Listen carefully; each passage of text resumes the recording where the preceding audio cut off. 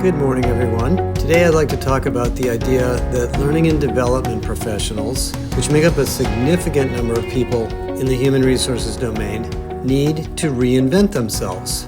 And this is coming slowly, but like a snowball, it's picking up speed and picking up momentum. Now, my historic participation in the learning industry goes back to before the internet, when I worked for an online learning company, which was then acquired by a company called Digital Think, which was a publicly traded billion-dollar online training company focused on digital skills in the early 2000s. I had the opportunity to run product management there and product marketing and really get to know a lot of the chief learning officers and many L&D professionals around the world. And then eventually I was laid off from Digital Think and became an analyst. So that's kind of my history with this. And during this period of time, we had a very significant transition taking place from classroom training to online learning, which resulted in e-learning, MOOCs, LinkedIn Learning, Coursera, Skillsoft, and hundreds of other innovations which continue. And learning and development professionals, as they went from being very creative teachers and very creative instructional designers, became technologists. And the L&D profession, which I really loved because it is one of the most creative parts of HR, became very technologically savvy. And many people in L&D actually are technologists at heart. There's a job title called instructional technologist. They understand SCORM and LMSs and video production and audio production and data, and they're understanding AI and they're learning about AI. And there's an argument you could make that you really can't be in L&D or an L&D practitioner if you're not a technical person. Now, if I take a step back, I've done many studies of L&D over the years, and let me just talk about what L&D is really all about. The core roots of the learning and corporate learning industry, which is hundreds of billions of dollars, is we need to train employees on everything that we do at work. Systems, processes, products, services, pricing, and we have to train them on their own profession.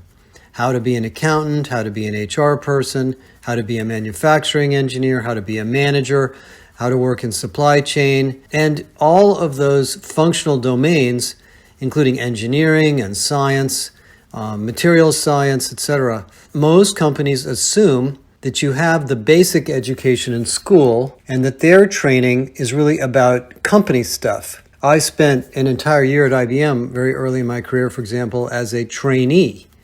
I actually had a business card called trainee for an entire year. And as a systems engineer, I went to probably 20 or 30 face-to-face courses. Classroom courses on operating systems, software, network configuration, all the stuff that IBM did. And IBM was very committed. And by the way, I also took an entire year of sales training, including face-to-face simulations and role plays. IBM was willing to spend thousands and thousands of dollars on me and others because at that time, the IBM products and services were so complex, they really wanted all of their customer-facing employees to know how they worked. And this really paid off. Certainly for me, being a learning type myself, I loved it. I loved learning all that stuff and then using it. Now, the way I look at the learning industry, however, we need to frame it differently. All of these problems still exist, including leadership development and management development and sales skills and technical skills and compliance and diversity. But there are really four big use cases. So let me talk about these four big use cases, which I call the learning architecture. The first is one that has not really been addressed well, but it will be, in some sense defines the future of L&D, is knowledge. And I mean information. I used to call it informational courses versus competency-based courses, but they're things like, I don't want to know how to be a software engineer because I'm not one, but I need to know what Java Beans is, and I need to know what Java is. And I have to understand that the people in the meeting are not talking about a new cup of coffee, they're talking about a programming language. And I need to know what a programming language is and how people use it, even though I don't know how to do it. And what is the implication of someone discussing it in terms of a skill or an operational problem? And I'm not comfortable being in that meeting if I don't understand it. And then there's, some very simple things like I'm at the Kinko's store and I'm running the operation and the copier jams and I need to know how to unjam it, and I don't want to take a course. I just want to read a placard on the side that shows me information on how this copier works so that I can unjam it, not understand how to design it or fix it, just unjam it. Or I'm a telephone repair person and I can't get the box open because it's a different kind of box that I've never seen before. How do I open it? What model is it? So there's really thousands and thousands of things here in level 1 that are sitting around in books and websites and maybe little videos and little audios or in other people's heads that people need to do their jobs. And unfortunately, the big use case for training is to scroll around and use their little slider on their computer to go to the part of the course that tells them this thing they want to do. I mean, a good example in my case is I have this massive spreadsheet I've been working on that seems to be filled with blank spaces instead of empty cells. So when I want to do an average of, a number in a large column and multiply it and divide it rather by the number of entries, it keeps getting the wrong divisor because it's counting the blank cells as empty cells. So I want to get rid of the blanks. Well, believe it or not, I've been in Google and I spent an hour trying to find how to do this. Eventually, I found a YouTube that was very short with somebody that had a Visual Basic macro that does this. So, an hour later, I'm running this macro and trying to clean up the spreadsheet. I don't want to take a course on how to build Visual Basic. I don't want to take a course on how Excel works. I just want to do this thing and know how to do it in the future. Okay, so that's number 1. And that's going to be a big, big area for L&D. Number 2 is capabilities. Now, I know what Java Beans is. I understand the concept. I understand the word. But now I need to know how to use it. I am a software engineer. And I may not want to be an expert, but I got to know how to write some code. I need to know what kind of code to write, what tools to use, etc. And maybe I want to spend 20 minutes, 10 minutes, 5 minutes learning this stuff. Maybe I'm willing to take a lab. Maybe I want to coach. Maybe I want to be validated through some tests, but they're probably a waste of my time. And maybe I'm just curious about this stuff and I'm really interested in it. And so I need a 10-minute, 20-minute, 30-minute course, or whatever you call it. And this level 2 training is really kind of the core of what we do. Now, some of it's really elementary and some of it's really advanced. And that's the problem. If you look at LinkedIn Learning, for example, I was going through a period of time a few years ago when we were really investing in search engine optimization and new marketing here. And I know basically what SEO is. Being an engineer, I wanted to learn about it before I, hired somebody to do it. And I went into LinkedIn Learning and I looked for courses on SEO. Well, it was a very frustrating experience because some of the courses were very elementary. They were a complete waste of my time. I would speed through those and realize I just wasted 10 minutes. Some of them were geeky about tools, and I didn't really want to know about tools. I wanted to know the fundamentals and some of the best practices. Some of them were very advanced and very specific to like Facebook. And you know what? I don't think I ever really found a good in-depth course on SEO that would teach me all about it. So I went on the internet and browsed around and taught myself. And that's what's going on in lots and lots of companies. Some people will ask an expert because that's the easiest way for them to learn. Some people will read. Some people will take a course and slog through it. And there are many, many use cases of this that have to do with the workflow of the person in their job. I was with Chanel a few weeks ago, and in the Chanel boutiques, individuals that are showing you beautiful purses or jewelry really need to know a lot about those products, how they're made, the features, the fixtures, the excellence, the quality. And they're not going to get that by reading a little brochure. They're going to have to get somebody to explain it to them. They're going to have to ask. They're going to have to sit down and learn about how Chanel designs and builds and makes products beautiful and excellent. And anyway, that's level 2. And then there's level 3. Level 3 is what I call mastery. This is where somebody has reached a point in their career where their job is pretty fixed for a while and they want to get really good at something. And for example, most of our HR clients want to get really good at their domain of HR. So they want to read our research, they want to go through our maturity models, they want to join the big reset, they want to talk to other people, and they just want to get really, really deep and master their craft. And I think most of us as humans aspire to this in something.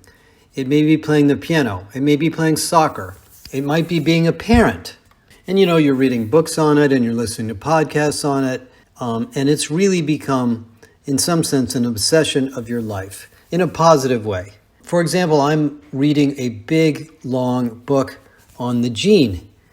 And I didn't learn a lot about biology in college. I'm not going to become a genetic engineer, but I don't want to just watch a 5-minute video. I'm fascinated to really dig into how this works. And, we all have these domains in business and work where we want to become an expert on creating graphics or understanding how to prompt AI or learning how to sell and overcome objections or, make this manufacturing process really, really, really good. And if I'm in a job like maintenance or repair or service, these are really business critical issues because if you're not really good and master at this domain, you're going to cause havoc and spend a lot of money that the company doesn't want to spend.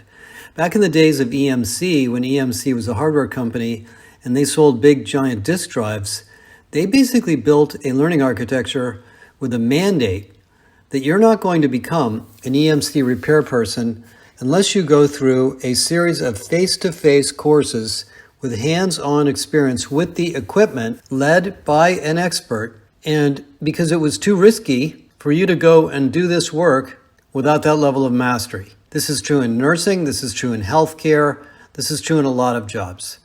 And that's level 3. Sometimes you're going to have a preceptor, which is somebody who validates your skills. Sometimes you're going to have a coach, and you're going to always work on mastery. Level 4 is what I call certified. Level 4 means that for some reason, a government regulation or a policy in the company, we are not only going to make sure you know this stuff, but we're going to revalidate that you know it year after year or period after period. And if your credential expires, you're not going to be able to do this job anymore.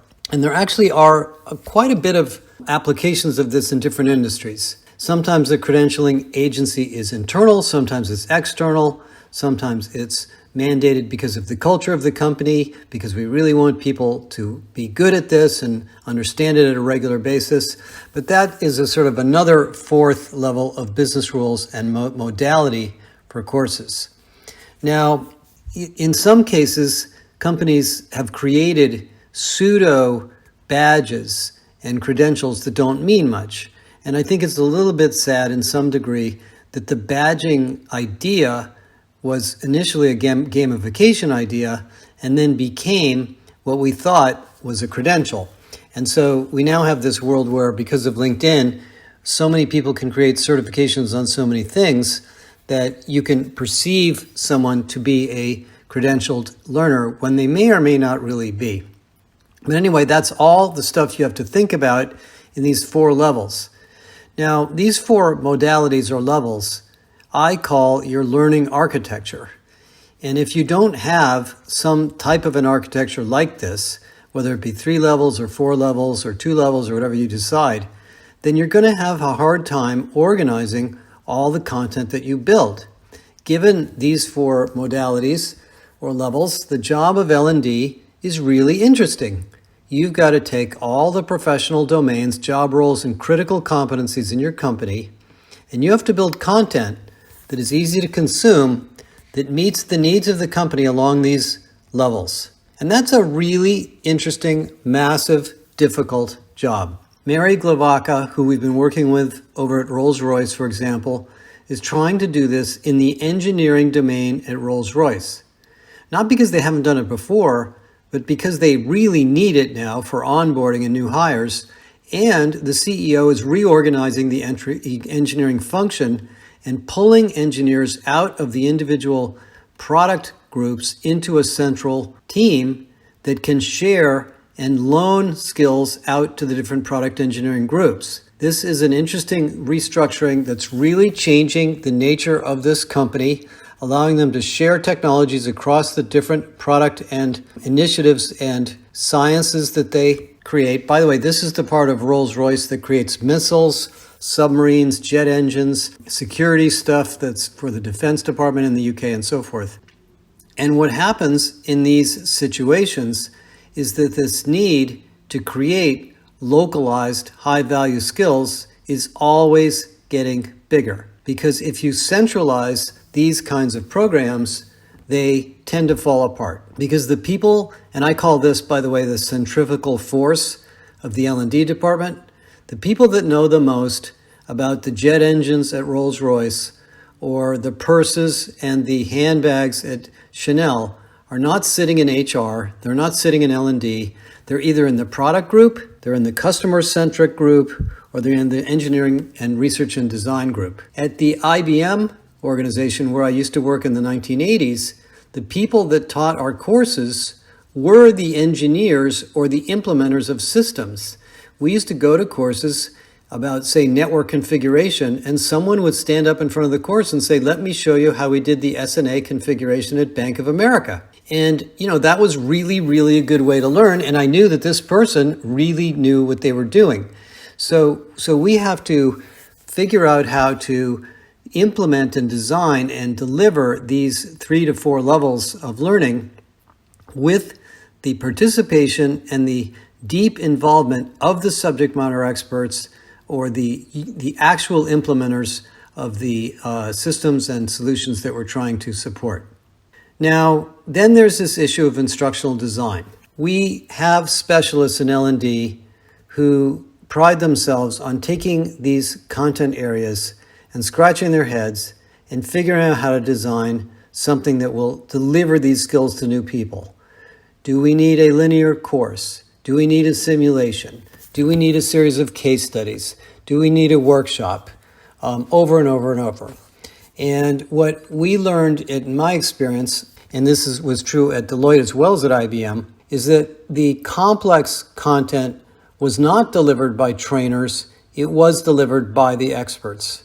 At Deloitte, for example, all of the consulting training is written by and delivered by consultants, which, by the way, is a great learning experience. As I wrote about in the Blended Learning book years ago, the most valuable way to learn a topic is to teach it. You will spend weeks and weeks and weeks going through your head and your experience and trying to figure out what you actually know and organize it in a form to deliver to others. And you will end up being a lot smarter about the topic. I remember we did a case study with British Telecom, who had built a learning system called Dare to Share. And it was very innovative at the time. They used these little video recording devices that we had to buy separately before we had mobile phones. And what they did is that they told all of the field service people at BT that if you're a repair person out there in the field fixing something or operating something and making it work better, and you figured out how to do something cool that you think other people might want to know, just videotape yourself doing it and share it. And it was a massive success because all these little stories became available to people to find the things that they needed to do that no one in L&D had any idea was out there. And the L&D department wasn't really doing much except giving them a platform to share it. So that environment, which has led to companies like Udemy and 360 Learning, where you enable the subject matter experts themselves to use these new AI generative tools to build content that they need and support others, is going to be part of this new world. If you have SMEs teaching courses, as we did at IBM, creating exercises, participating in the course through chat, providing expert feedback, etc., that is going to be part of your life. And I like to call these capability academies, where you give the domain that you're supporting, like making the marketing function or the sales function or another function, you give them the tools and capabilities and support to build and support this capability development exercise. By the way, in sales, there's a job title called sales enablement. Sales enablement is not in HR, it's usually in sales, and these are people that worry about all of the training and support and coaching and tools that salespeople need to do their jobs. This is a perfect example of how we need to address L&D in virtually every functional domain, which is, again, the reason that I tend to call these academies. And in some cases, these are very strategic roles. So when you think about your role as a head of L&D or a more centralized function, you're going to need to look at not only these functional areas that might be being done by functional leaders, but also some very critical jobs. For example, if you're an insurance company and actuaries are really the core of your business, you're going to want to spend some time understanding what the roles and skills are of actuaries, and you're going to want to have a very focused program on development and support, recruiting, and internal mobility of actuaries. If you're a software company, it might be the data scientists. If you're Walmart or Starbucks, it might be the supply chain experts. And these are groups of people that should be working together, working as an academy, sharing best practices, and you're going to probably want to support them directly because they're business critical roles. Not that sales isn't too, but sales tend to be big enough that they can often do it themselves. Now, one of the other things that happens as you think about this centrifugal effect, and this is what Stuart Logan did at Bank of New York Mellon, which was really a fascinating role he built, is creating cross-functional capability councils. Because many of these specialized roles, like product management or project management or analytics, are filled with experts with different job titles in different parts of the company. So if you're becoming aware of groups of capabilities that belong together, like a change management group or a management group, this is really what leadership development is actually, then you're going to want to bring these people together. This is really, in a sense, what the JBA is. When we started our academy, the whole vision that I really had, which has more or less come true, was that we were going to build a system dedicated to HR to talk about the complex interdependencies and skills and programs and topics and tools in HR. We would create a lot of programs and resources, and we've done a lot of that, but we would also hope and rely on the people in the academy to share with each other. And I think we've done a pretty good job of that. And when I go into the academy every day or two and I see people asking questions and sharing with each other, I realize that really a good L&D strategy creates these kinds of learning experiences so people will share with each other. I was thinking about this when I was at IBM. When we were learning about SNA, which was the proprietary networking protocols at IBM, it was very complex. There was a guy in our branch office who was the SNA guru, and they used to trot him out to clients all the time to do workshops. And, when I went to courses about this particular topic, and it was very complex, and we were learning about packets and error handling and things that I'm not sure we really needed to know, that when I went to these courses, the people that were in these courses were people that had done this, and they were showing me why these technologies that I was learning about were important and what the relevant application of them was in large companies. And that was all part of building this learning architecture. Now, let's talk about AI. We have been doing a lot of interviews with L&D leaders about AI, and there's a lot of confusion at the moment. In fact, we had a really incredibly good 6-week sprint in the Big Reset on L&D and AI, and I think it's upsetting the apple cart. The article I put out last week, which was about Arist, was about what I called autonomous learning, and I think some people pushed back on it. And the point that I was trying to make is not that these systems are going to eliminate all of our jobs, but this is a very different paradigm. About 4 or 5 years ago, before I get into where we are today, I met an entrepreneur who had spun off from Facebook, and he was very smart, friend of Mark Zuckerberg, software engineer. And he said to me, I'm building a system that will crawl through the compliance documentation at banks, and he was working with Chase at the time, and it will generate learning courses and assessments based on what's in the documentation. And I thought he was crazy. I mean, I really liked his passion, and I thought this seems like an interesting idea, but he's never going to get it to work. Well, actually, he was using generative AI, and this was like 5 years ago. And believe it or not, that is what is happening today. So what I learned from him, and we're learning through Galileo, and we're learning through talking to many of you, is that this is really a paradigm change. And that even though we still have SMEs involved in course development and course support, we are going to have a platform to rely on that can dynamically collect information in real time and generate content as needed. We never, ever had that before. And so these concepts of SME-driven learning, which came from Udemy or 360 Learning or even YouTube to some degree, are going to have a platform that you're going to be able to buy that isn't going to be very long from now, that will allow you to deliver this kind of experience without doing it by hand. Now, why are people intimidated by this? I think to some degree, there's two things going on in the market right now. If you're a designer and you're building instructional videos or you're writing tests or you're teaching courses, you don't want your job to go away, and you're not going to believe that some tool is going to be able to do all the things you can do. So, of course, you're going to push back.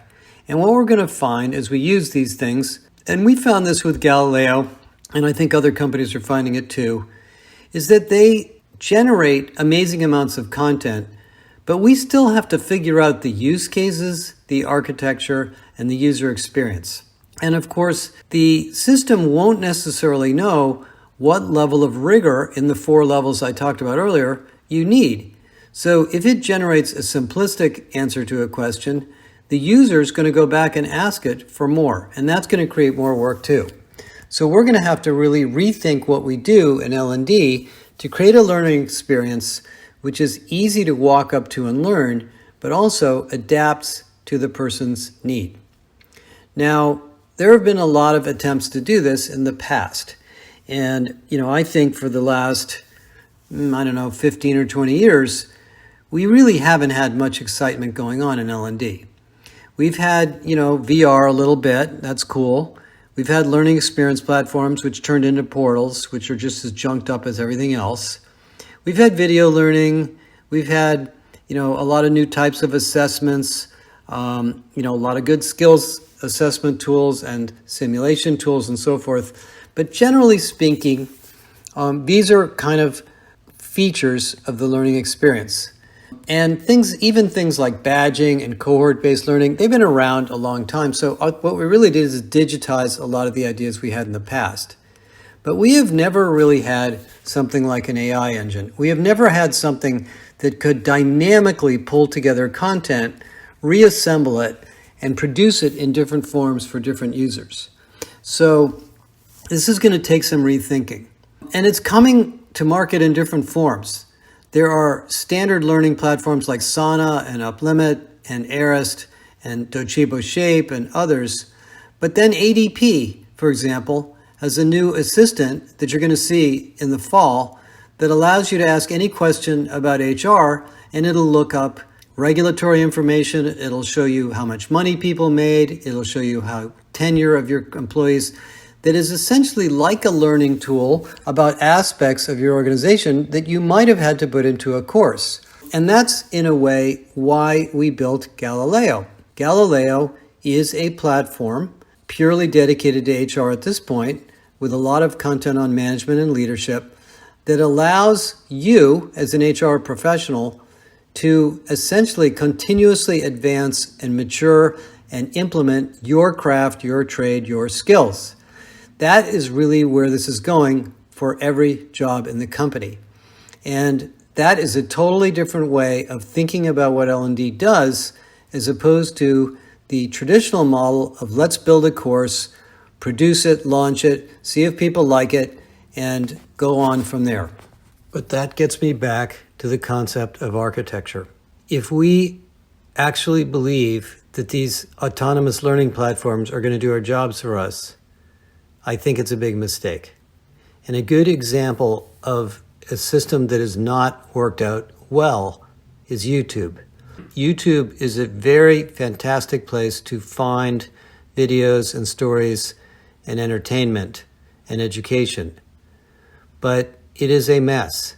And if you were a corporation and you were trying to build something like YouTube to do your job, you would want to make sure that all of the content in there was tagged by level, by architecture, by role, by topic, so that the person looking for content doesn't get caught watching a video of 2 guys racing a race car around the track and waste 45 minutes.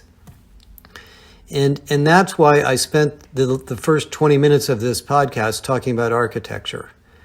Now, a good example of an organization that has addressed this issue is Brad Watt, the CLO at Colgate. Brad is an exceptionally big thinking guy, really interesting approach to this. He ran marketing for a lot of Colgate before this, so he's good at thinking about audiences and messaging.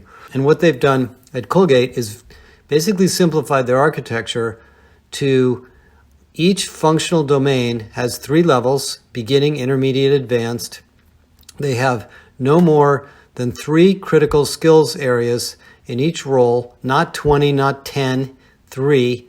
And you, as a user, pick each skill and go through the content in the 3 levels depending on where you are today. It sounds very simplistic, but if you look at the implementation, it's very, very powerful. So while these technologies can create a lot of content and assemble a lot of content dynamically, we are going to want to constrain them so they don't end up creating something as messy as YouTube or TikTok. I think for some companies, a haphazard, do-what-you-want learning experience is great. If you're a small company with lots of things going on and it's new, people might want an activity stream of content to browse through to find what they need. But if you're a bank or you're an insurance company or a global manufacturing company or a retailer, and you have lots of people in different geographies and roles that are very specific in their responsibilities, you really don't want to waste their time looking around in this, kind of AI-driven learning machine for content that seems to be appropriate. You want to direct them in the right direction. Now, we are going to actually be doing this in the Galileo Josh Person Academy implementation, and we are working on it right this minute. And so let me offer this as I wrap this up. First of all, a lot of your hard work on experience design, learner segmentation, aligning and partnering with the business leaders in your functional areas is more relevant now than ever before. What Mary Glavaca is doing at Roles is working with the engineering leaders in the different engineering disciplines to build these functional academies using advanced AI technology and experiment with the role of the 3 or 4 levels of capability that are needed. Number 2, we are looking for 2 or 3 or 4 companies that we can work with directly. And what I mean by that is part of our research in this domain is we want to get our hands dirty with you. We are going to do it in our academy. We have a pretty big learning system right here that we're working on right now, and we are happy to share this with you.